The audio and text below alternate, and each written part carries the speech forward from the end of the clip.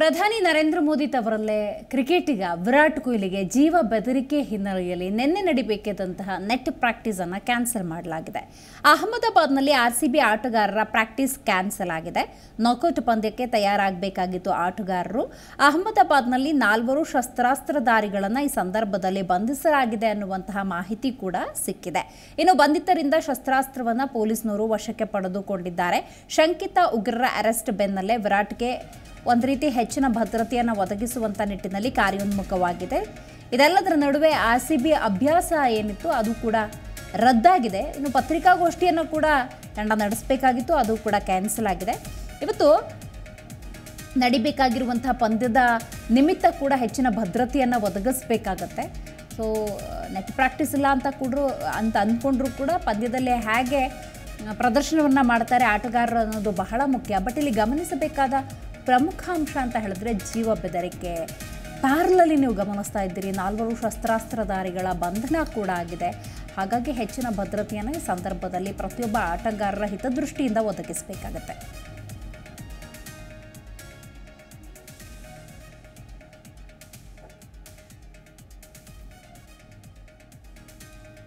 ಬಹಳ ಮುಖ್ಯವಾಗಿ ಜೀವ ಬೆದರಿಕೆ ಇರುವ ಹಿನ್ನೆಲೆಯಲ್ಲಿ ಅಂದರೆ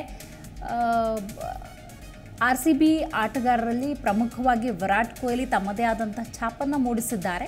ವಿರಾಟ್ ಕೊಹ್ಲಿ ಅಂದ ಸಂದರ್ಭದಲ್ಲಿ ಇವರಿಗೆ ಜೀವ ಬೆದರಿಕೆ ಇರುವಂತಹ ಪ್ರಾಥಮಿಕ ಮೂಲದ ಮಾಹಿತಿಯ ಪ್ರಕಾರ ನಿನ್ನೆ ನಡೆಯಬೇಕಿದ್ದಂತಹ ನೆಟ್ ಪ್ರಾಕ್ಟೀಸನ್ನು ಇದ್ದಕ್ಕಿದ್ದಂತೆ ಕ್ಯಾನ್ಸಲ್ ಕೂಡ ಮಾಡಲಾಗುತ್ತೆ. ಒಂದು ಸುದ್ದಿಗೋಷ್ಠಿಯನ್ನು ನಡೆಸಬೇಕಾಗಿತ್ತು, ಅದನ್ನು ಕೂಡ ಕ್ಯಾನ್ಸಲ್ ಮಾಡಲಾಗಿದೆ. ಹಾಗಾಗಿ ಇವತ್ತಿನ ಪಂದ್ಯದ ಮೇಲೆ ಇದೇನಾದರೂ ಪರಿಣಾಮ ಬೀರುತ್ತಾ ಅನ್ನೋದು ಸದ್ಯದ ಕುತೂಹಲ ಉಂಟು ಮಾಡಿರುವಂಥದ್ದು. ಈ ಕುರಿತ ಹೆಚ್ಚಿನ ಮಾಹಿತಿಯನ್ನು ನಮ್ಮ ಪ್ರತಿನಿಧಿ ವಿಶ್ವನಾಥ್ ನೀಡ್ತಾರೆ. ವಿಶ್ವ, ಈಗ ಆರ್ಸಿಬಿ ಆಟಗಾರರು ನೆಟ್ ಪ್ರಾಕ್ಟೀಸ್ ಮಾಡಬೇಕಾಗಿತ್ತು, ಅದು ಕ್ಯಾನ್ಸಲ್ ಆಯಿತು. ಒಂದು ಪ್ರೆಸ್ ಮೀಟ್ ಮಾಡಬೇಕಾಯಿತು, ರೈಟ್, ಅದು ಕ್ಯಾನ್ಸಲ್ ಆಗಿದೆ. ಬಟ್ ಈ ಒಂದು ಜೀವ ಬೆದರಿಕೆಯ ಹಿನ್ನೆಲೆಯಲ್ಲಿ ಪೊಲೀಸ್ ಇಲಾಖೆ ತೆಗೆದುಕೊಂಡಿರುವಂಥ ಕೆಲವೊಂದು ಇಂಪಾರ್ಟೆಂಟ್ ರೂಲ್ಸು ಈಗ ಪಂದ್ಯದ ಮೇಲೆ ಅಂದ್ರೂ ಪರಿಣಾಮ ಬೀರುತ್ತಾ, ಪಂದ್ಯ ನಡೆಯುತ್ತಾ ಇಲ್ವಾ ಅನ್ನುವಂಥ ಕುತೂಹಲ. ಪಂದ್ಯದ ಮೇಲೆ ಈ ಒಂದು ಪ್ರಕರಣ ಎಷ್ಟರ ಮಟ್ಟಿಗೆ ಪ್ರಭಾವ ಬೀರುತ್ತೆ ಅಂತ?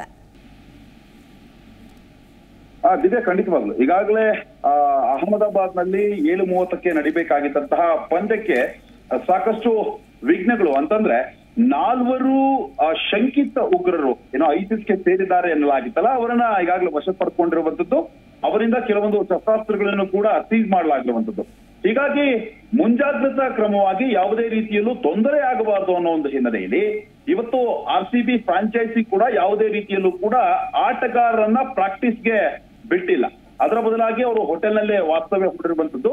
ಮತ್ತೊಂದು ಕಡೆ ವಿರಾಟ್ ಕೊಹ್ಲಿ ಅವರಿಗೆ ಬೆದರಿಕೆ ಇದೆ ಅನ್ನೋ ಒಂದು ಸಣ್ಣ ಮಾಹಿತಿ ಸಿಕ್ಕ ತಕ್ಷಣವೇ ಯಾವುದೇ ರೀತಿಯಲ್ಲೂ ತೊಂದರೆ ಆಗಬಾರದು ಮುಂದಿನ ದಿನಮಾನಗಳಲ್ಲಿ ಮತ್ತು ಈ ಪಂದ್ಯ ಸರಾಗವಾಗಿ ನಡೀಬೇಕು ಅನ್ನೋ ಒಂದು ದೃಷ್ಟಿಯಿಂದ ಪ್ರೆಸ್ ಮೀಟ್ ಅನ್ನು ಕೂಡ ಕ್ಯಾನ್ಸಲ್ ಮಾಡಲಾಗಿರುವಂತದ್ದು. ಪಂದ್ಯಕ್ಕೆ ಮಾತ್ರ ಆಟಗಾರರು ನರೇಂದ್ರ ಮೋದಿ ಸ್ಟೇಡಿಯಂಗೆ ಆಗಮಿಸ್ತಾರೆ. ಹೀಗಾಗಿ ಆ ಪಂದ್ಯ ಏನ್ ಆರಂಭ ಆಗುತ್ತಲ್ಲ, ಪಂದ್ಯ ಆರಂಭಕ್ಕೂ ಮುನ್ನವೇ ಡಾಗ್ ಸ್ಕ್ವಾಡ್ ಆಗಿರ್ಬೋದು, ಬಾಂಬ್ ಸ್ಕ್ವಾಡ್ ಆಗಿರ್ಬೋದು, ಸ್ಪೆಷಲ್ ಟೀಮ್ಗಳು ಏನಿರುತ್ತಲ್ಲ, ಈ ಎಲ್ಲಾ ಟೀಮ್ಗಳು ಕೂಡ ಈ ಕ್ರೀಡಾಂಗಣದ ಸುತ್ತಮುತ್ತ ಪರಿಶೀಲನೆಯನ್ನ ನಡೆಸಿರುವಂತದ್ದು. ಪರಿಶೀಲನೆಯನ್ನ ನಡೆಸಿ ಪಂದ್ಯಕ್ಕೆ ಯಾವುದೇ ರೀತಿಯಾದಂತಹ ವಿಘ್ನ ಇಲ್ಲ ಅಂತ ಒಂದು ಹೇಳಿಕೆಯನ್ನು ಕೂಡ ಕೊಡಲಾಗಿರುವಂತದ್ದು. ಹಿರಿಯ ಅಧಿಕಾರಿಗಳು ಪಂದ್ಯ ಸರಾಗವಾಗಿ ನಡೆಯುತ್ತೆ, ಯಾವುದೇ ರೀತಿಯಾದಂತಹ ಪ್ರಾಬ್ಲಮ್ ಆಗೋದಿಲ್ಲ ಅನ್ನೋ ಒಂದು ಮಾಹಿತಿಯನ್ನು ಕೂಡ ಕೊಟ್ಟಿರುವಂತದ್ದು. ಹೀಗಾಗಿ 7:30ಕ್ಕೆ IPL ಪಂದ್ಯಾವಳಿಗಳು ಇಲ್ಲಿದವರೆಗೆ ಏನ್ ನಡೆದಿತ್ತಲ್ಲ, ಆ ಎಲ್ಲಾ ಪಂದ್ಯಗಳು ನಡೆದಂತಹ ಸಮಯಕ್ಕೆ 7:30ಕ್ಕೆ ಪಂದ್ಯ ಆರಂಭ ಆಗುತ್ತೆ. ಯಾವುದೇ ವಿಘ್ನ ಇಲ್ಲದೆ ಪಂದ್ಯ ನಡೆಯುತ್ತೆ. RR ಮತ್ತು RCB ಪಂದ್ಯವನ್ನ ಅಭಿಮಾನಿಗಳು ಕಣ್ತುಂಬಿಕೊಳ್ಳೋದಕ್ಕೆ ಈಗ ತುದಿಗಾಲಲ್ಲಿ ನಿಂತಿರುವಂತದ್ದು. ದಿವ್ಯಾ, ಥ್ಯಾಂಕ್ ಯು ವಿಶ್ವ ಮಾಹಿತಿಗಾಗಿ. ಜಿ ಕನ್ನಡ ನ್ಯೂಸ್ ಈಗ ನಿಮ್ಮ ಮನೆಯಲ್ಲೇ ನೋಡಿ. ಎಲ್ಲ ಕೇಬಲ್ಗಳಲ್ಲಿ ಈಗ ಲಭ್ಯ. Sun Direct 292, Jio TV 1334, U digital 162, city cable 51, GTPL 17, Abhishek cables 821, rock line telecommunication 51, Shri Basaveshwara number 60, Vinayaka digital number 53, in digital number 896ರಲ್ಲಿ. ನಿಮ್ಮಿಸ್ತದ ಜಿ ಕನ್ನಡ ನ್ಯೂಸ್ ನೋಡಿ ಆನಂದಿಸಿ.